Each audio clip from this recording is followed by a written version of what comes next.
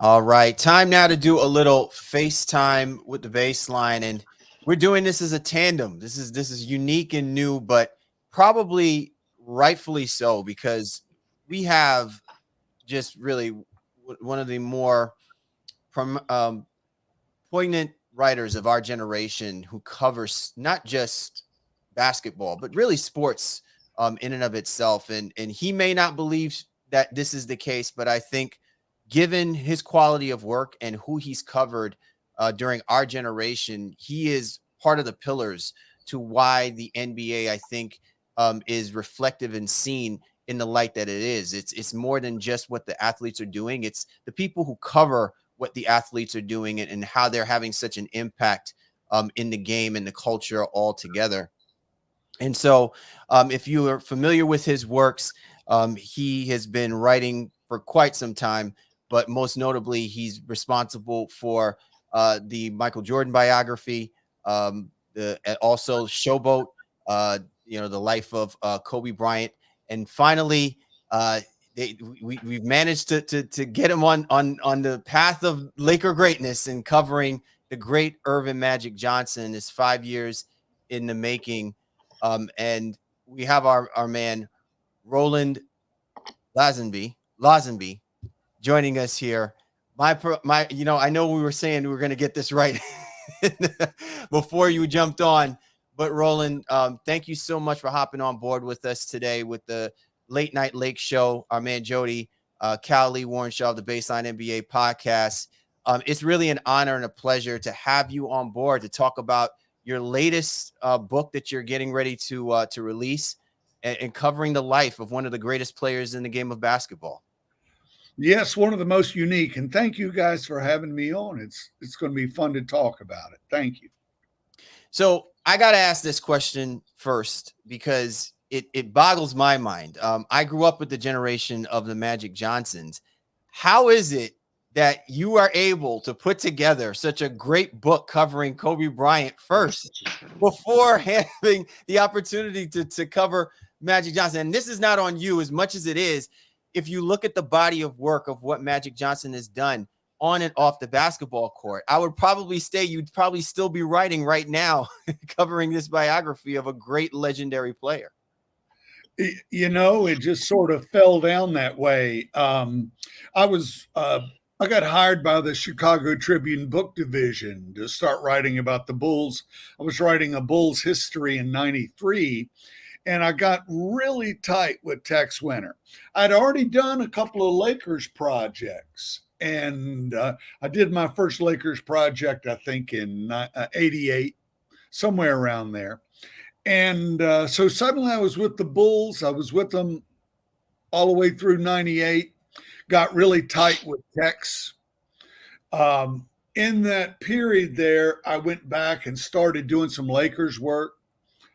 Kobe was a lost and lonely young man as a young player in the NBA. And I was rebounding free throws for him one day in the forum after practice. Jerry West was sitting over on the sideline flirting with this gorgeous TV reporter, and Kobe was practicing missing free throws, end of game situation. And just out of the blue, he said, I always dreamed I would play for Tex Winter. He didn't say Phil Jackson, he said Tex Winter, and almost fell over. I said, well, Tex is my buddy. And I said, I'll get him to call you because I had been talking to Kobe a lot. He was saying things like, they're trying to break me. I'm not going to let them. I don't know how I'm going to get there, but I'm going to find a way. And so Tex called him, and of course, an assistant coach. Tex was still with the Bulls. This was the spring of '99. He was still an assistant with the Bulls. Kobe was a young star with the Lakers, and antennas went up both teams. Jerry Krause said, "What's Tex doing phoning Kobe?" But the point was, and I later introduced George Mumford, who had been the mindfulness coach. This is before Phil and Tex came to the Lakers. That spring in Houston, I got George to fly to Houston, and I introduced him to Kobe before a game. And George, of course, is the great sports mindfulness expert and a dear friend of mine for 30 years. And just that conversation courtyard between Kobe and George was amazing. But I was real close to the Kobe bio. I had written a lot about Magic. I had not done a bio. I did a book on Kobe in '99. Then I did the full bio on him in 2016. Just like I did a series of books on the Bulls, including one on the Last Dance season called Blood on the Horns in '98 that came out that summer. But then in 2014, I brought out Michael Jordan, The Life, the 700-page book on Michael and everything that he brought to sports and culture, and a deep look at his family story, beginning with the birth of his great grandfather in 1891 on the coastal plain of North Carolina. With the Magic book, I was just going. I had done a Jerry West biography in 2010 for ESPN Books, but to me, Magic was the most logical next thing. I kind of consider him like Jimi Hendrix. You know, there are a lot of people who have been brilliant guitar players, but nobody, I don't care where they come from, ever did the things Jimi Hendrix did with a guitar. And you can make all the lists, you know, put up together all the all-time starting lineups you want. And there have been some really fancy players doing remarkable things in basketball. I just don't think we've ever seen anybody ever play over a sustained period of time the way Magic Johnson played. And, you know, the other thing I wanted to do in this, and I'll shut up here, but there's the assumption that this all just sort of came natural to him. But tall players weren't allowed to handle the ball, as we all know. And Magic, from the time he was young, he took charge of the situation, first on the floor, then with his coaches. He is a master control freak, and he combined that with all that spontaneous fast break ball delivery that blew everybody's mind, especially in LA. Jody, I'm going to go over and pass it over to you for Late Night Lake Show, brother.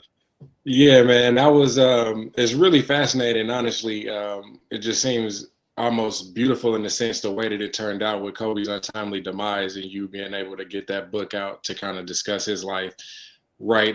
Not too far before he actually ended up passing away. But this book with Magic and then Michael is just fascinating to know that you was able to kind of tell the story of these true pillars of this association that we love so much about this game. But what do you think, if anything, would be like a commonality between all of those three guys that you were able to spend so much time researching and kind of bringing their stories to life, so basketball fans like us could really see the background? Because you did that with Magic as well, going back deep in his family history to kind of tell the full story of how he got to where he got to and what made him who he was. So, like, was there any commonalities between those three guys that you were able to notice in your time kind of researching them and making your stories about them, or their stories about them? Oh, yes. I think the number one thing is their ability, their insistence, their demand to care on a deeper level. And, if I was to write a book about all of them in one, I would say learning to care on a deeper level. I'm not sure you can even teach it the way they know it. But, and Kobe had all kinds of things he could have explained about himself as a young player. He wasn't trying to get to the Lakers. He wasn't manipulating things. He got accused of all kinds of stuff. He didn't bother to say, hey, I didn't do any of this. Adidas set this up behind the scenes.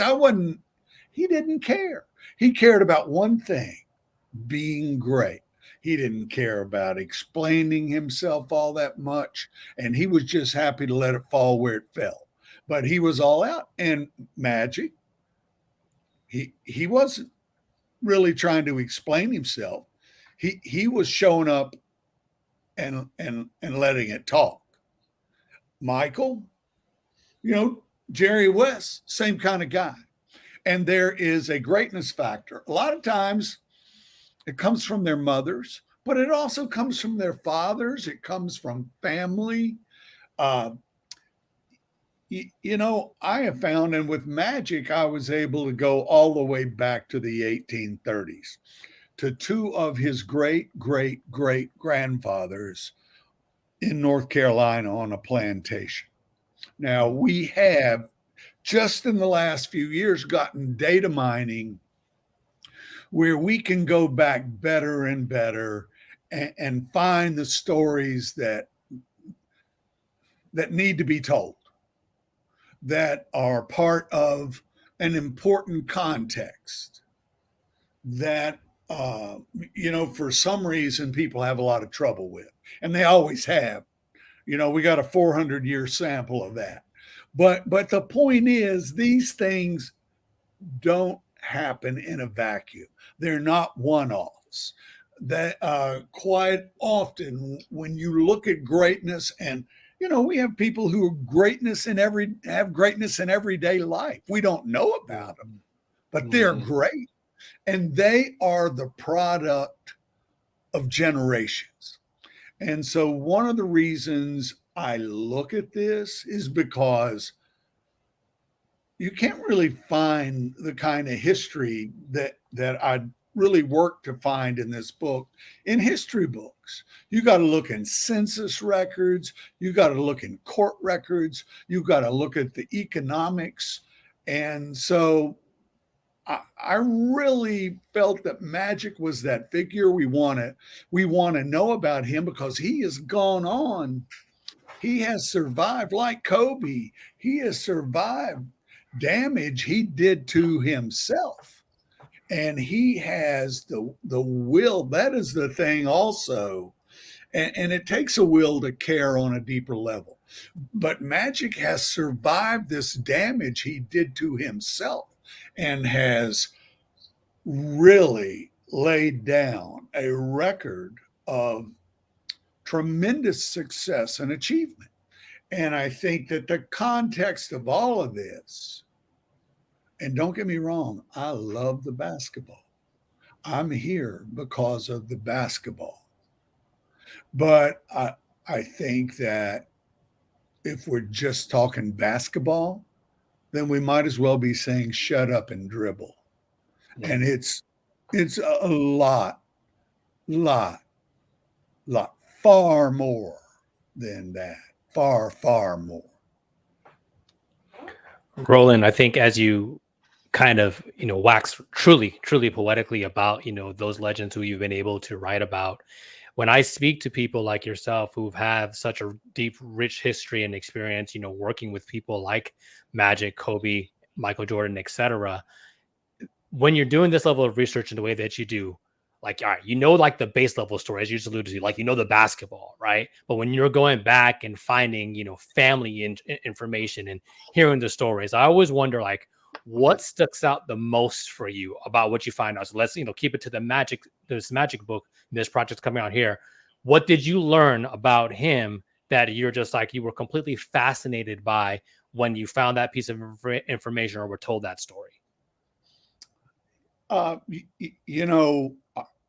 I personally believe you could go into Black families all over America, and you could find all kinds of things. First of all, the path itself is absolutely brutal. The economics, the system that allowed hundreds of years of no equity in their lives. You know, everybody gets hung up on equity, but and you see in the census records, people year after year, decade after decade, showing up and doing all the things they needed to do with incredibly limited options. These are not options they limited themselves. These are options that, and so the victory, now the victory in basketball is really big, but the victory in the progress, Magic, for example, had a great uncle by marriage who was a state senator. He was a very influential and important state senator in North Carolina during Reconstruction. It appears his great grandfather was a sergeant in the 1st Colored Cavalry. Now, these things are so far out of our context today. You know, they weren't allowing officers with those first black troops who threw the balance of the Civil War, but a sergeant in the cavalry.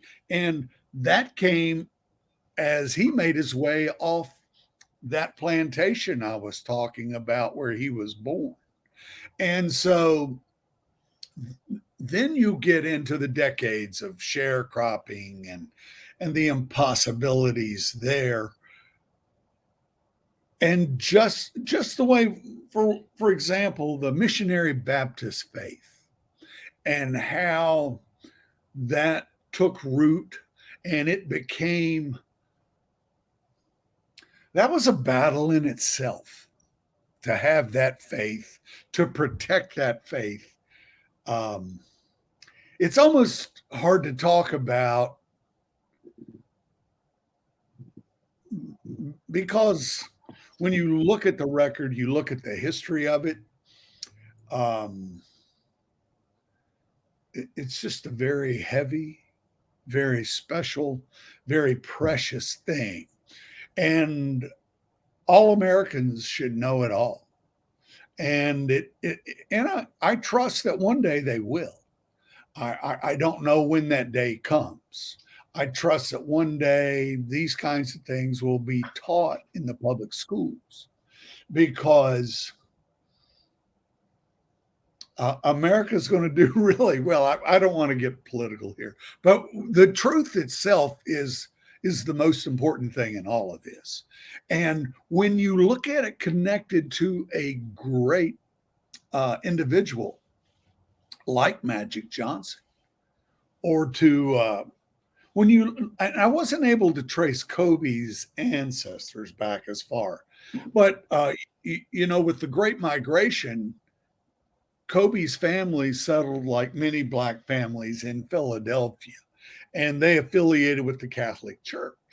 And I knew they came from Georgia, but I couldn't trace the whole Georgia angle. But what I found in the archives of the great Philadelphia Tribune, the black newspaper in Philly, was Kobe's great grandfather running the store at the Black Catholic Church in Philadelphia. And they had all these social programs. They were feeding children in the community. They were doing all kinds of things.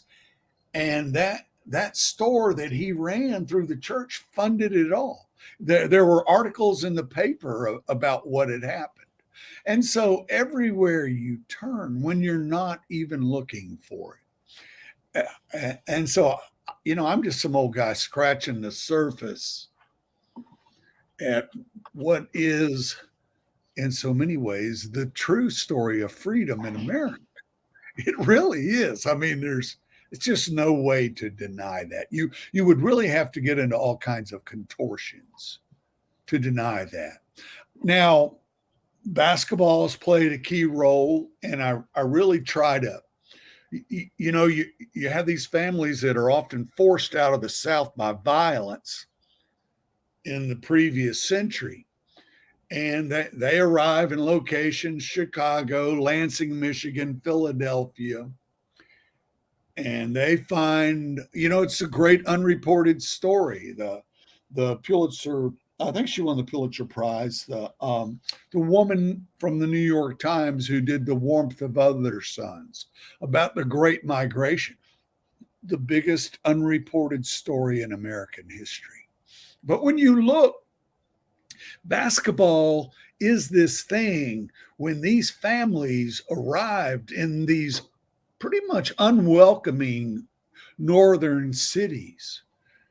And a variety of sports, again, helped there. But the particular story that Magic Johnson played as a 15-year-old teenager in the racial difficulties in Lansing, Michigan, that's a big story. And I was a varsity head coach at 24 years old. And I was right in that period. I wasn't in Lansing, Michigan. I was in Blacksburg, Virginia.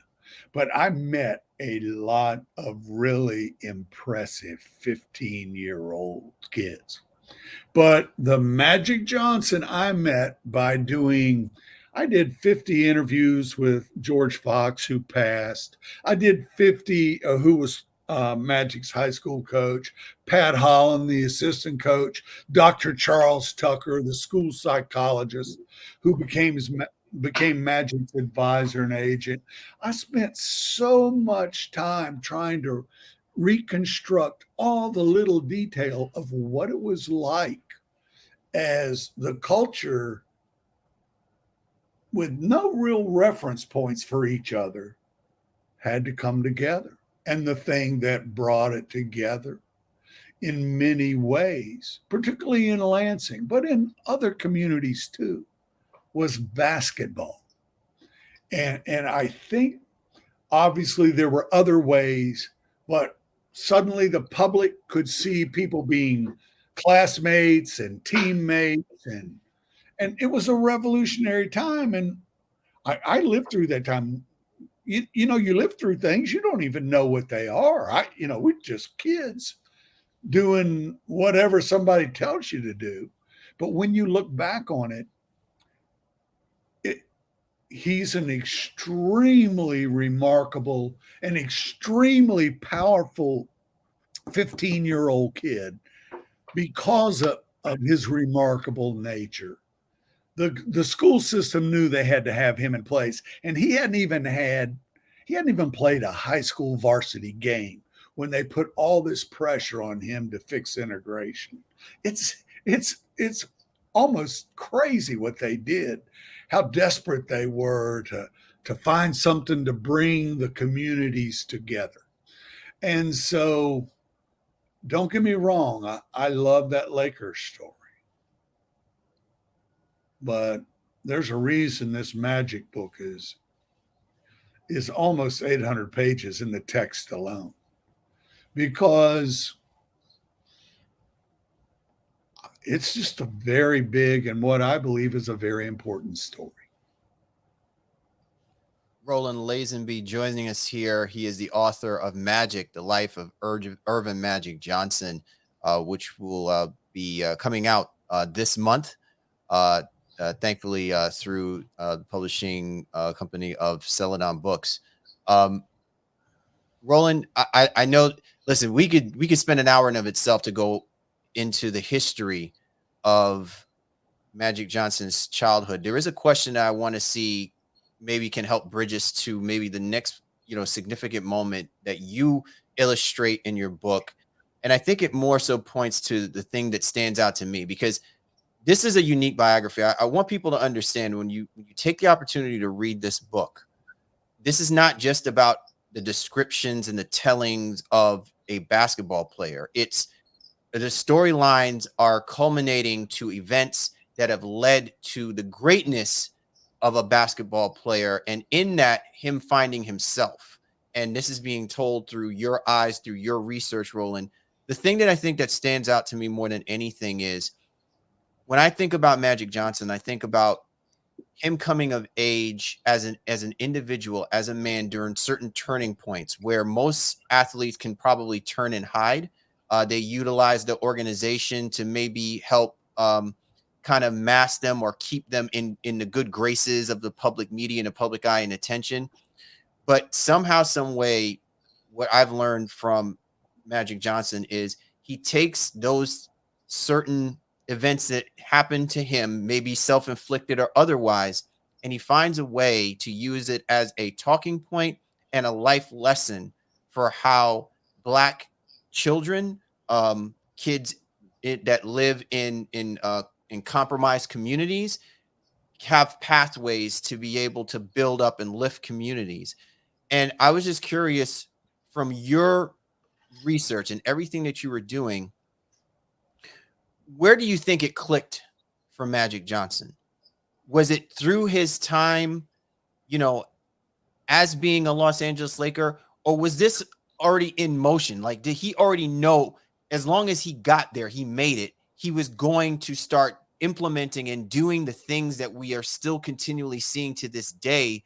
You know, his philanthropic work, his ability to continue to contribute in marginalized neighborhoods to uplift, Black communities and things of that nature, because it's typically a struggle for pro athletes, even in their situation with as much money as they have, knowing where to start, that everything they're doing is with true intentions of building up and helping, rather than it being looking like a PR stunt or something that's just, to cover their face and things of that nature. I think one of the big themes of the book is the empowerment of Black males. I have a lieutenant colonel who he's promoted from a buck private to a lieutenant in the Korean War. He goes on to rise to lieutenant colonel, serves combat in Korea and Vietnam. He gets out of service. He gets his master's degree. He goes to Northwestern University, gets a PhD. He becomes the deputy superintendent in Lansing when all of this is going on. And there are just so many situations like this. And you're looking at every different phase of this kind of empowerment that, like I said, the sample size is huge. That wasn't going to happen. That was not going to happen. But, Magic had two things. He had it in him. And Jerry West, I remember in the book, I discussed sitting with Jerry West in Dallas in a hotel room in 1990. He was down there scouting. And he was telling me, he said, and this is when he first admitted to me, and maybe to anybody, I don't know. He said, I really wasn't sure that Magic could be an NBA player. And all the basketball minds of the time, from Dr. Jack Ramsey to Billy Packer and Al McGuire, they didn't see it. He didn't have the jump shot. He had that high dribble, a weak left hand. They said, oh, he's a nice college player. But Jerry West said, you can't. It was a lesson of sorts for him. You can see what people can do on the floor. You can't read what's in their hearts. And that's the hardest thing about scouting for any kind of talent, but also for athletic talent. And, there came a moment, a big Black power moment.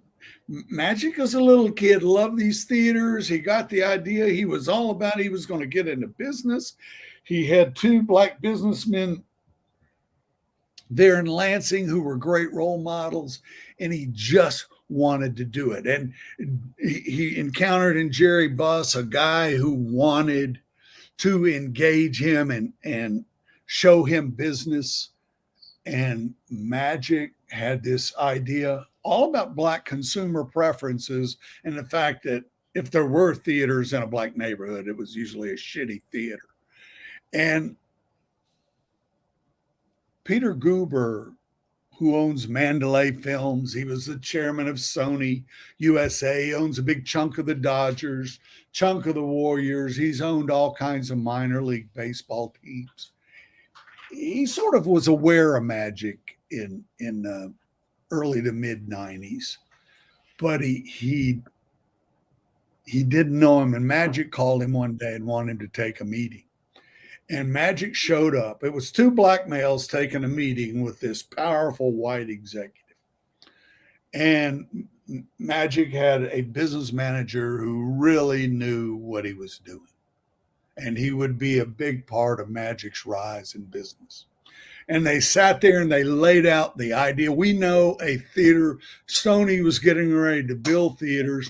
We know a theater within a short distance of a big underserved community was Baldwin Hills. And the presentation they made that day blew Peter Guber away. And he called in his money people, and you know, the intro in the book that's in the hardcover. It's not in the proof, the early proof, but it's this professor speaking on the Smithsonian Channel. He's an art professor from New York, and he's watching Black Panther at the Magic Johnson Cinema in Harlem. And it is a Black Power moment. He sits there, the credits roll. He's just stunned at it all. He gets up, gets another bag of popcorn, and comes back to watch it again. And in a lot of ways, yes, this is Magic's story, but the main theme, whether it's Dr. Charles Tucker, who had his own sort of power that he created in the Lansing schools, and he still works there as a psychologist today. But it is about the power of Black males. And my daughter and her family, her husband's a PhD in Japanese studies at Harvard.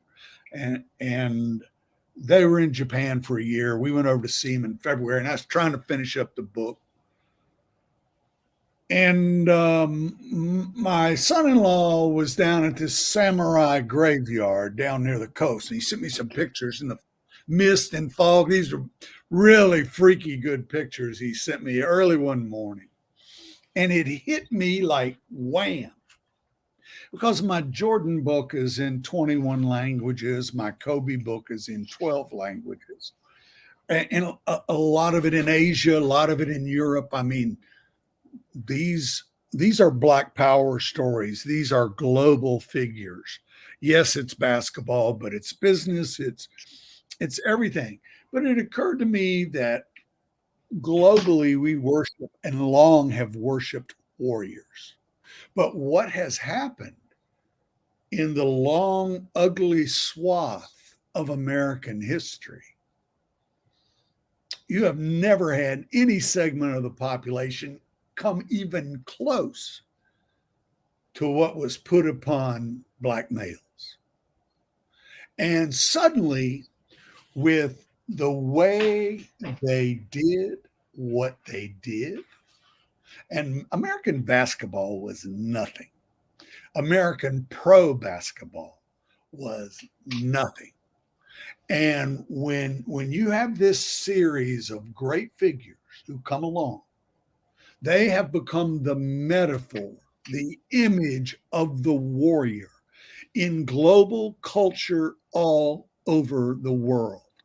And I guess this is a very long answer to your question, but I believe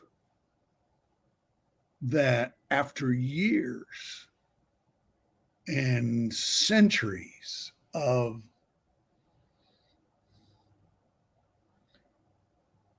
criminal character assassination, and I can't even put it in phraseology, of everything that happened in American history, it's not, I mean, the story's not basketball. It's in so many areas. Now, I'm not saying that anything is automatically fixed. We have a horrific political struggle still going on in this country, but we still have seen a seismic shift, and it is going to be the work of future generations. I think I said in my Jordan book, I was quoting the great Lacey Banks, a black writer from Chicago who's now deceased. He said, and somebody mentioned nobody, or I had a phrase in the book, nobody did anything ever as well as Michael Jordan played basketball. But the point is, that's in every kind of profession. And we're just at the beginning of that. It's still a battle to get people to understand and look at the granular detail of that history, of what it was like in the 1830s. And I spent a lot of time trying to explain that. And, you know, I must say, it's hard to get people to admit, to want to learn and know. It's hard. There are things in them that recoil from that. I've spent a lot of time in my life thinking about it. I also see more and more of them not recoiling. It is a process. I'm not smart enough to tell you what that process is, but I tell you, there's an awful lot of it in the life of Magic Johnson. That's pretty good, man. That's really fascinating. Hearing you talk about it kind of like shows a microcosm of race in America and how things have progressed and gone through years. It almost kind of reminds me of the book Friday Night Lights, and kind of how that talks about what those players went through down there, and like how race and everything that happens in America really affects almost everything that we involve in. And so you were saying how the book is about in excess over 800 pages. When you got finished with the book, did the book end how you saw it ending when you started write it, or did you not have any expectations of how you felt like you wanted it to end based on like because it really sounds like you generally went through a journey from beginning to end to see kind of like how his life turned out, kind of like to Cal's point about how Magic was able to come out of situations where he was maybe the victim to being the victor, to kind of be the face of something as crazy in its time as like HIV, to then be able to get past something like that and then be this amazing businessman, this amazing person that has so many different triumphs to the point where you don't even think about something like that when you think of Magic Johnson and who he is. Because listening to you talk, I never really even put Black Power, struggle and things like that aside Magic Johnson, because when I think of Magic Johnson, I really just think of his great smile, Showtime, the decadence of like LA and the things that they were going through back then. It's really amazing that in spite of everything that he went through, whether it be through his own actions or just things that he was subject at because he was a Black man, he was still able to be the victor in the face of victimhood or a myriad of different things that can just like tear you down. So like, is that something that you thought would be a main theme of the book, or is that kind of like how it turned out as you kind of went on that journey? Well, I was just like writing about Kobe or Michael or Jerry West or Phil Jackson. I did a biography on him. I really sort of set out to find the organic Kobe, the organic Magic, and I really became aware of that with Kobe because so many people accused him of trying to copy Michael. And I found Kobe to be a very organic figure. Now, every teenager in America was trying to copy Michael Jordan. I don't care if they're black, white, pink, polka dot. They were all Most of them couldn't do it. I don't care what color they were. I've played enough pickup basketball to know you don't.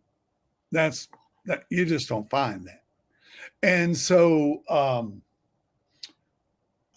you know, I will say this: the first big thing in the Magic story is that his older brother and his older siblings had to go to this 99% white school in Lansing, Michigan. And the first time they had black players on the JV basketball team, right before Christmas, they kicked 5 of the black players off. White coaches did. And one of those was Magic's older brother, Larry. It was an ugly situation. If that happened today, who knows where that would have all ended up. But the thing that I found organically is that the school administration had heard, they knew that Magic, they had an athletic director who had been a coach. He was athletic director for the schools, and he had been a coach, and he had seen Magic in junior high. You didn't go to high school till your sophomore year there. And he told this lieutenant colonel who came in as the deputy superintendent, the second day he was in Lansing, this AD said, we got a rising 10th grader here who is going to be one of the greatest basketball players ever. And the people trying to do busing to integrate the schools were looking for all kinds of ways to make that work. And they had a lot of rock throwing and violence, and it had gone on. And so they put all this pressure on Magic to be that guy, to step in when there were fights in the hallways and tensions got high. He hadn't even played for them. And when they told him they wanted to do that, Magic looked at the principal and said, wait a minute, I just got here. How am I going to do it? And the white principal looked at him and said, you'll figure it out. And the thing is, you would think that most teenagers, given the kind of power that Magic got right away, they would have been corrupted pretty easily. I mean, come on. All the administration and principals and people need you. But he held their feet to the fire on black issues. And it wasn't something that was trumpeted. I mean, he wasn't doing it. It wasn't a showboat situation. He just wasn't going to allow things to go as they were. And he went to them with ideas. One of the problems always in integration is that it's always some unwelcoming place. There, I taught at Virginia Tech for 11 years, and they had one at the time the largest public college in Virginia, and they only had a 4% black population. And it involved all kinds of things like hairdressers and the cultural things that would make anybody, the lack of them would make anybody uncomfortable and averse to it. And so just watching and listening to the stories of and how Magic played for these 2 guys who cut his brother and those 4 other black kids. And he wasn't going to do it. And so I almost felt like it was archaeology. Like I was going around, there was a bunch of broken pottery. You know how the archaeologists do. They brush that stuff off, and it doesn't look like anything to you or me, but you try to glue the whole pot back together, and I was just trying to get that picture of what we were all like in that time, because I think that's important. I could be wrong. I have some people going to read this book. They're going to light me up. I can see it coming. But I wanted to tell the exact details of it because that's sort of a look back at who we are and who we were and who we want to be. And to me, that's extremely valuable. Roland, let me ask you this, because as we've talked about, the book, your process and researching and getting a lot of the facts right, shining a light on history in a lot of ways as well too. How do you think that plays into some of the more recent stuff that's happened around Magic Johnson and the Lakers, just kind of even in general? HBO has a show, Winning Time. Magic had a documentary on Apple not too long ago as well too. Those things are are a little bit more surface level than what you're getting at too in terms of the crux of your biography here. But how do you think, if in any way, do those things play against each other for the reader and the overall experience, people who might have interest in Magic Johnson? I just found Winning Time. I think Jeff Pearlman's book, Showtime, from which it was taken, is a really good book. But the producers of the series, they were almost making cartoon characters out of everybody. And you could see the actor who played Magic. I mean, the guy has a magnetic smile, and they had the funny guy playing Larry Bird. Larry was all serious. It felt like there was so much emphasis on what we see on the surface of the people that we follow, rather than really developing or enveloping the idea of the character or the individual as they were. Just real as you're adding on to that point, I think to me that's part of the reason why this book is so important, because the complexities of who Magic Johnson was, I don't think we ever fully understood. All I ever remember with Magic Johnson is a smile and being on, primetime television during certain important games, and being in front of the cameras, and making things that seem so dreary and sad seem like, hey, it's gonna be okay. But underneath everything, we see that he is just like everybody else, going through the ups and downs. And I don't know if the Lakers did the greatest job in the world keeping that all under wraps. But it's amazing that a book like yours is really highlighting so many of the things that have been going on for so long, especially with Magic Johnson at the center of it, to let us know that at the end of the day, he is by far one of the more resilient individuals we never got to hear from during the duration of his playing career. That's just right on. I couldn't express that as well as you just did. I think that's the reason that Winning Time got canceled by HBO. I think it was too cynical. I think people, like any cartoon, they're laughing at it, and then they start to see through to the cynicism. And I think that's particularly true of basketball people. And I think that when you take real people and you make the cartoon of it, I don't think that plays well in light of our racial history. And I hate to sound like some guy trying to manage how we do things in the open market. But they made up all this stuff. They made a big deal of Jerry Buss's mother helping him buy the team. She died 4 years. Islan Rose, Magic's longtime friend and agent, said she died 4 years before he ever bought the team. So, I mean, the stuff they did, the bullying of Jerry West psychologically, I mean, that's okay. Jerry will get over that. But the point in all this is it didn't have to be that way. And I think that the real record is good. There were a lot of heartaches every day in Los Angeles during that great era. And, Magic was that figure. We live in our sports towns.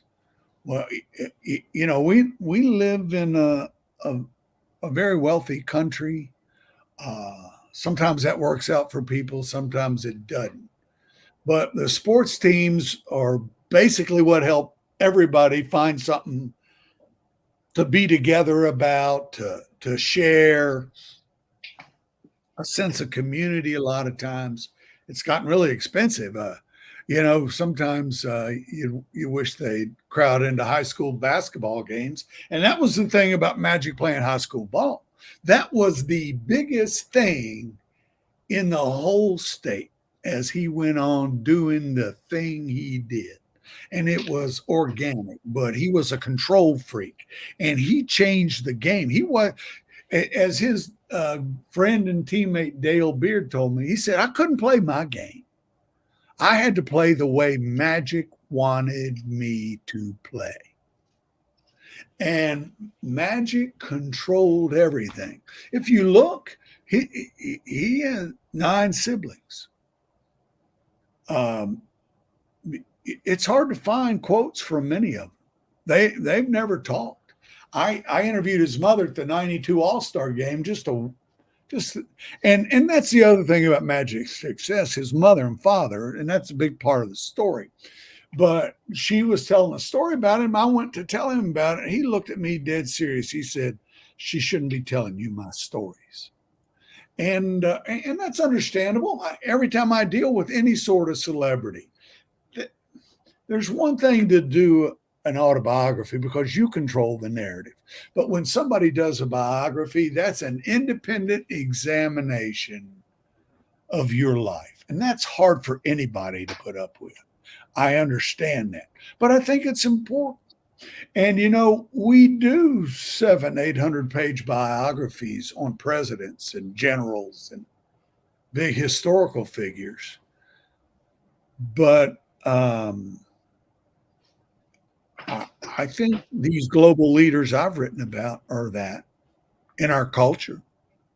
They are outsized in all of their influence in everything they do. And I look at it as if their stories are deserving in a very big way, not in some light, trivial way. I just had another writer saying, man, I just can't read an 800-page book on somebody. I don't know why you would do that.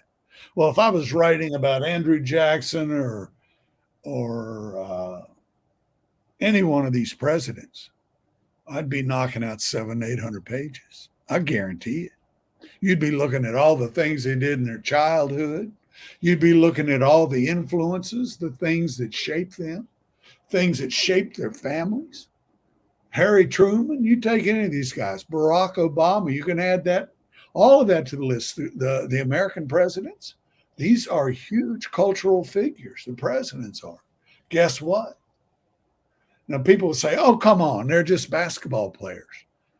Oh, they drive a huge portion of the business life, the cultural life globally, not just of this country, globally.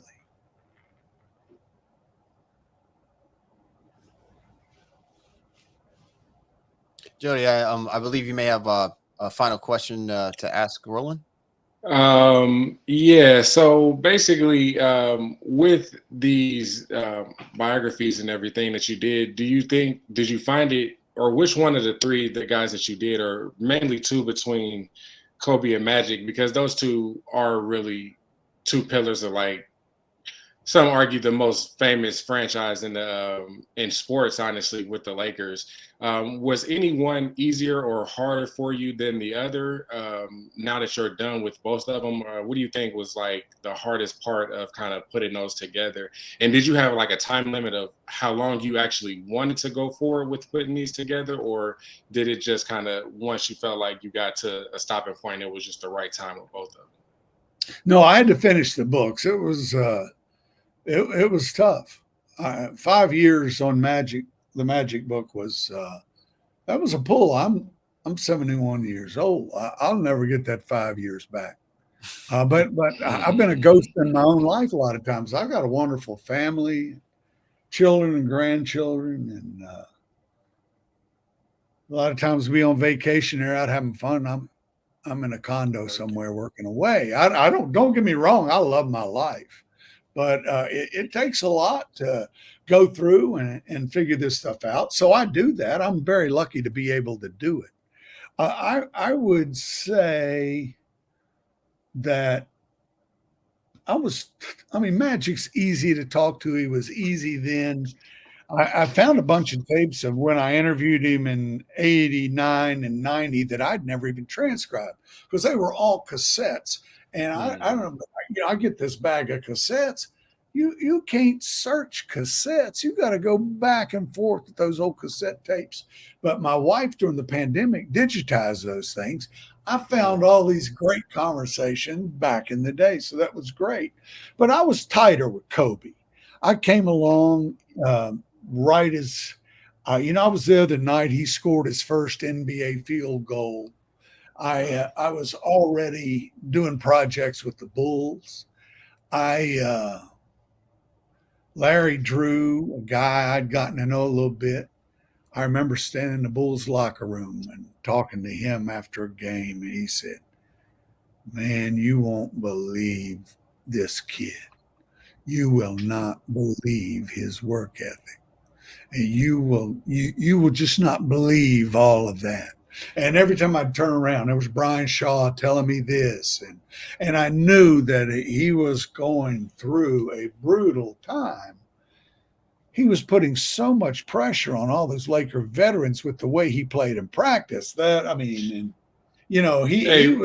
He was a kid, man. He was a ball stopper, and he was all this stuff. And really quickly, I had the pleasure of interviewing Nick Van Exel maybe a month ago, and he literally said the exact same thing. He said literally from day one, that NBA was more of a veterans NBA than it is now. Oh man, there weren't any boys. Kobe, you're right. And he said he was balls to the wall from day one. Wham. And no compromise and no fear. And Shaq's, and any coach in America, Phil Jackson, when he got there, Kobe was thinking, "Oh man, I got this. I'm tight with Tex. I'm going to go up to Phil's room and have a conversation with him. And there's a new sheriff. Things are going to change." He goes up there and Phil really doesn't have anything for him. And Phil's a big hierarchy guy. Michael was his hierarchy. Nobody was going to supersede Michael in any damn thing in Chicago. That was how Phil built and how he understood pro basketball. And frankly, that's how coaches work. And you go to LA in the fall of 99 to begin coaching that team, Shaq is your guy. And and then Tex had to immediately become Kobe's defender, as did George Mumford, because Phil was, Kobe and Michael. I used to go back and forth between them. They played the same position, the triangle. They had little questions. Kobe would have little questions for Michael. I'd gotten to know Michael doing that bull stuff. I would go to his golf tournament or somewhere and say, "Kobe says he wants you to teach him about math." And Michael would laugh and say, "I can teach him." But the thing was, Phil would not let Kobe have everything in the triangle that Michael got. Now, they both worked on the backside of the defense because the triangle, is that unbalanced floor, and they'd have the John Paxson or somebody go over and shoot the corner three, and Michael and Kobe would both be on the backside of the defense where it was hard to double team them. But there were certain triangle looks that Phil had let Michael feast with. And Kobe knew these things and was hungry to go at him. It wasn't going to happen. He wasn't going to let Kobe overtake that hierarchy. And that's probably a good coaching decision. It ended up making them all unfriendly for a long time. They worked that out later. But it's just funny how those things go. I love the basketball stories. And so that part of it too. Sometimes I hate that I get so tied up in cultural stories, but I just don't think you can do one without the other. Not in this era. Well, Roland, if the stories that you've been able to, give us today and within the insight and the scope of, covering the great Magic Johnson are as good as what I can only imagine is in the book itself, people are going to be in for a treat. Um, Again, the book is called Magic, The Life of Irvin Magic Johnson, written by Roland Lazenby. Um, I would highly recommend everybody to put it on your get list, your wish list, as it will be released in not really in a couple weeks, I About think. 10 days. Yeah, about 10 Yeah, days. about 10 days.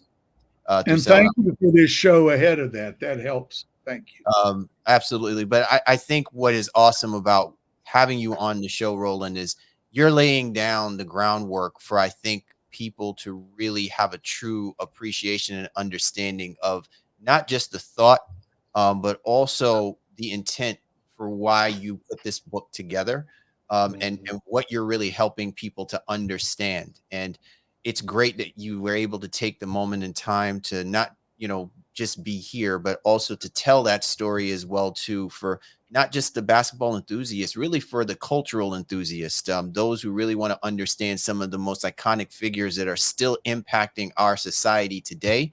Magic Johnson is is no less than that, right? In and of itself. And I'm so appreciative that you were able to jump on board with myself, Jody, and Shaw to help illustrate that point. Like, I know we get caught up in the Steph Currys and the LeBron Jameses, but before those guys were doing what they were doing, we had Magic Johnson, we had Larry Bird, we had Michael Jordan, we had Kobe, we had Shaq. And it's so important, and during this day and time, that they have a platform to continue to tell that story because they provide the backdrop. So thank you so much for taking the time out today to really helping us get amped up for a book that I really think is probably going to be your masterpiece, your greatest work of art thus far, even though you got so much more to do. Well, thank you for that. And it is hard not to appreciate Steph and LeBron. They are two incredible people who have just, I mean, how could you do it better? So thank you guys for taking the time with me, letting me ramble on a little bit here or there. But it's very generous of you. I'm very much appreciated. Once again, the book's called Magic, The Life of Irvin Magic Johnson, written by Roland Lazenby. You definitely want to make sure you pick up a copy. You're tuned to The Baseline, Callie Warren Shaw, and our special guest, Jody, for Late Night Lake Show, and author extraordinaire Roland Lazenby, and we'll be back. Awesome. Jody, Man. Roland, thank you so much, man. That was Thank Hey, you. man, thank y'all for giving me the opportunity, man. This was amazing. I just want to say, Roland, like, Very much. The thought when Shaw had brought this, to our attention and things of that nature, I kind of took for granted that, this is basically a book that's going to kind of cover, Magic Johnson, maybe a couple of things here and there that, may or may not have known. And it wasn't until I started reading into some of the finer points and then taking the time to look into the book itself. Intro first. Yep.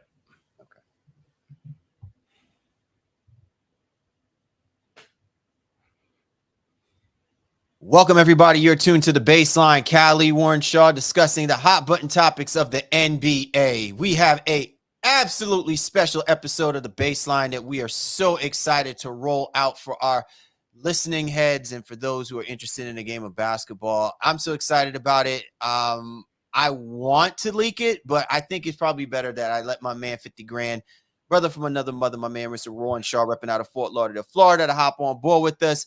Brother, you do really good at kind of you know what I'm saying, easing people into the level of excitement of things. I don't know if it's the voice or whatever the case may be, but obviously because of the excitement of this type of episode that we got going on, I'm gonna roll out the red carpet for you to walk on there and, you know what I'm saying. Wow. Well, that's very kind. Razzle dazzle the fans. What they got in store for them? What we got in store for them? Well, I don't know if I can live up to that, family. You are the unabashed voice of The Baseline, sultry, Barry White-ish, whatever you want to call it, man. You got it Oh, on lock. But why you always throw the Barry White in there when you're trying to when you're trying to big me up? I mean, when you think about voices, James Earl Jones, you know what I mean? Even Morgan I Freeman, can live just with James Earl recognizable Jones. voices, When you bro. Barry White me, man, it makes me, start thinking of. Well, it's not deep but but Oh, it's recognizable like that. Anyway, we digress. We digress. maybe thinking of Quiet Storm. There's nothing.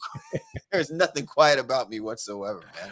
Big facts, big facts. Well, we're excited to present to you all here this week on the Baseline NBA podcast in partnership with the Late Night Lake Show. Brought to you on the 19 Media Group. We are an amazing guest. Roland Lazenby, who's done an amazing book out here on Magic Johnson, the life of Irvin Magic Johnson. His publicist. That company reached out to us here at 19 Media Group and said, listen, Roland would be a great get for you all. And, it made only the most amount of sense for us to tag team our partners over at Late Night Lake Show to kind of do this here with Roland. So an amazing story is going to be ahead here as we find out about, this book, this biography that Roland has written. Yeah, the book is called Magic, the life of Irvin Magic Johnson, and it's expected to drop this month. We are really excited to have Roland on board in the next few moments, and also our man Jody as well to help discuss the book, the in-depth and kind of go into the the understanding of really I want to say is one of the most enigmatic character of people of our generation in Magic Johnson. I think everybody knows what they see on TV, but don't really understand or know the dynamics of the man, who he is, and what drives him to be the type of person that we've come to understand today. And one of the few people to have the ability to access and look into all of that was Roland. So to have him on board to really help, bring this to life, I think it's just really exciting. And we really are looking forward to you guys catching that interview that we're going to have in a few moments. So as always, be sure to get my man Shaw at Shaw Sports NBA, or get at me at Game Face Lee. The show's Twitter handle at NBA Baseline, available on all the major platforms. You know where to go to find us. Go to www.thebaselinenba.com to catch our show and all the previous episodes that we got going on. Also, if you're catching us live on not live, but if you're catching us on the video platform and you see us on YouTube and you see the nice blue and white logo, that's the 19 Media Group family doing its thing. We rock with the 19 Media Group, us, Late Night Lake Show, and a plethora of other great shows and content that's out there, personalities covering music, basketball, sports, culture, entertainment, you name it, we got it. Be sure to go to www.the19mediagroup.com in order to catch us and the great content that's available for your listening pleasure and your viewing pleasure as well too. So with that being said, let's not waste any time with it. We're excited. We hope you'll be excited as too. It's time to do a little FaceTime with the Baseline here, Baseline NBA podcast.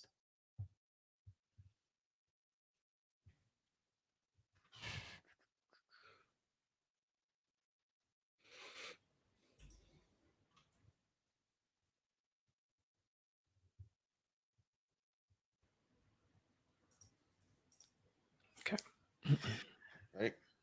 Yeah.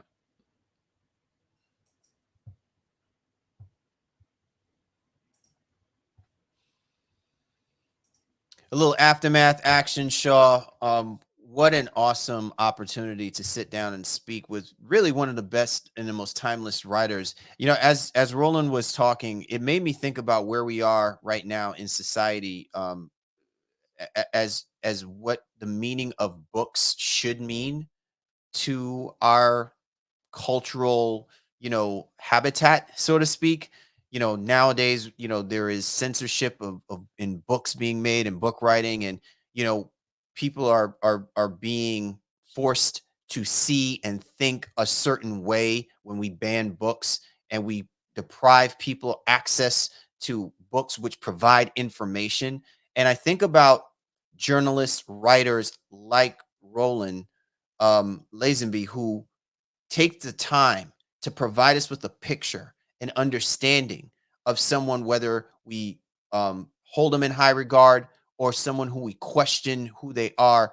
In order for us to be able to make that determination, for us to be able to process that properly, we need people like him out there telling the tale, writing the story, putting the story out there.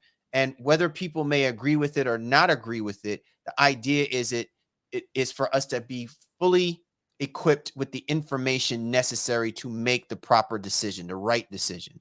And this book to me speaks volumes of how necessary he is to what thrives in this democracy that we live in, and this understanding of how we should perceive athletes, black athletes who are the pillars to a globalized business in sports entertainment, who keeps that engine going. You know what I'm saying? Like I can't, I can't fathom how we could not have ever had this conversation in its context without someone like Roland, who is doing the dirty work, so to speak, to bring it out into the light.